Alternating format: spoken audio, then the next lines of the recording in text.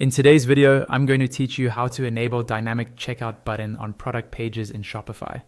Dynamic checkout buttons let your customers skip the cart and go straight to checkout using their preferred payment method, like a digital wallet or an accelerated checkout.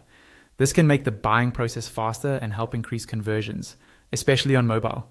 I'll walk you through exactly where to find this setting in your Shopify theme editor and how to turn it on step by step. First, open your Shopify admin dashboard and log into your store. You should land on the main overview page where you can see your orders, products, and sales summary. From here, look at the menu on the left-hand side and click on Online Store. This is where you manage your themes and how your storefront looks to customers. Once you're on the online store page, you'll see your current theme at the top. Next to that, there's an option to customize or edit the theme. Click on the option that lets you edit or customize your theme. This opens the theme editor, which shows a live preview of your store on the right and all the sections and settings on the left. At the top of the theme editor, there's a drop-down that usually defaults to the home page. Click on that drop-down so you can switch to a product template instead. In the list that appears, choose Products and then select the template called Default Product. This ensures that the changes you're making will apply to your standard product pages.